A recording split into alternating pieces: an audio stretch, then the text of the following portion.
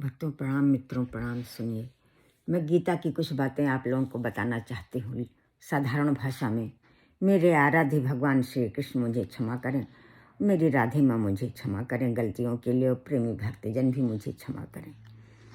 सुनिए भक्तों, धृतराष्ट्र बोले अपने साथी संजय से कि धर्मवीर कुरुक्षेत्र में पांडु पुत्रों ने, मेरे पुत्रों ने क्या किया। तो उन्होंने बताया, शार्ट में आपको बता रही हूँ, बहुत छोटे में, क्योंकि बहुत बड़ा है, इतना करना मुश्किल है। तो कहते हैं 100 पुत्र में दुर्योधन बड़ा, 5 पुत्रों में युधिष्ठिर बड़े, 5 भाइयों में दोनों में जमीन के लिए कि हमें गांव दें, इसके लिए दोनों में संघर्ष हुआ। दोनों नहीं माने तो युद्ध के मैदान में दोनों आ गए। और भीष्म पितामह इनके नायक थे, दुर्योधन के, और भगवान और दुर्योधन के भीष्म पितामह सेना के नायक थे, और पांडवों के सेना के नायक भीम थे, और कौरवों में भीष्म पितामह थे। भीष्म पितामह ने दहाड़ते हुए शंख बजाया, जिससे दुर्योधन खुश हुआ और सफ़ेद घोड़ों में बैठकर भगवान श्री कृष्ण ने 5 जन शंख बजाया, अर्जुन ने शंख बजाया। इस तरह दोनों में युद्ध हुआ। लेकिन अंत में जब अर्जुन ने देखा कि सारे कुल के लोग ही आए हुए हैं, तो अर्जुन परेशान हो गया। उसने भगवान से कहा, प्रभु इनको मारकर तो हमें पाप ही लगेगा, ये कुल के पुत्र हैं, इनको मारकर ताता चाऊ मामा भाई और धृतराष्ट्र के पुत्रों को देखकर उसने कहा कि मैं युद्ध नहीं करूँगा, क्योंकि इनको मारने से तो पाप ही लगेगा। ये नहीं जानते हैं कुल धर्म नष्ट होने से कुल धर्म का नाश हो जाता है, पाप बढ़ जाता है, कुल की स्त्रियां दूषित हो जाती हैं, जिससे वर्ण संकर पैदा होते हैं, और वर्ण संकर के पैदा होने से पितरों को अधोगति मिलती है। ऐसा कहकर उन्होंने कहा, मैं प्रभु मैं युद्ध नहीं करूँगा, और बैठ गए। रथ पर बैठ के भगवान ने कहा कि तू शोक मत कर, शोक करने वाले बात न कर।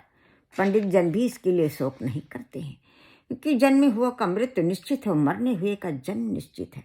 जो बिना उपाय के विषय आत्मा केवल कपड़ा बदलता है, जन्म से पहले और बाद में दोनों ही प्रकार से प्रकट रूप नहीं, केवल बीच में ही प्रकट है। अगर तू युद्ध नहीं करेगा तो लोग तुझे कायर कहेंगे, अपमानजनक शब्द कहेंगे, और ये माननीय पुरुष के लिए बहुत ही कष्टदायक है।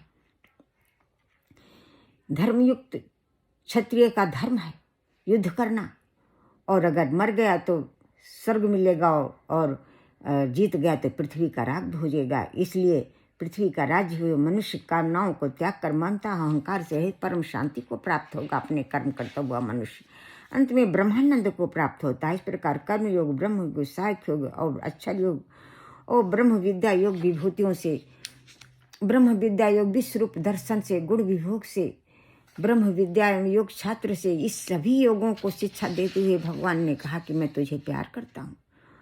भगवान ने कहा, मैं तुझे बहुत प्यार करता हूँ, तू मेरा पूजन कर, प्रणाम कर, ऐसा करने से तू मुझे ही प्राप्त होगा।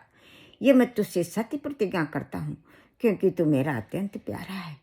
ये गीता शास्त्र मेरे भक्तों में जो भी कहेगा उससे बढ़कर ना मेरा कोई प्यारा पृथ्वी में है ना होगा। क्या तूने ध्यान से सुना?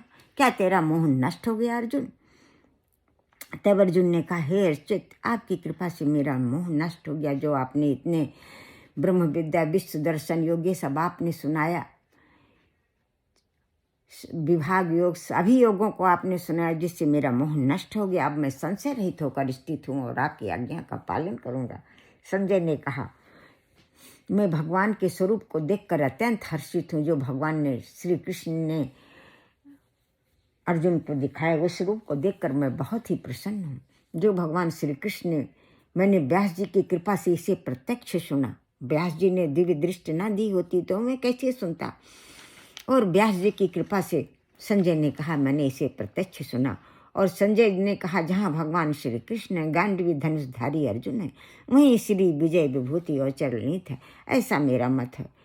ब्रह्म विद्या योग शास्त्रे श्री कृष्ण अर्जुन संवादे मोक्ष संन्यास योग नाम 8वां अध्याय श्री कृष्ण अर्पणमस्तु। जय श्री कृष्ण। 18वें अध्याय का भक्त मैंने आपको सुनाया। जय राधे कृष्ण। हम सब आपकी शरणागत हैं।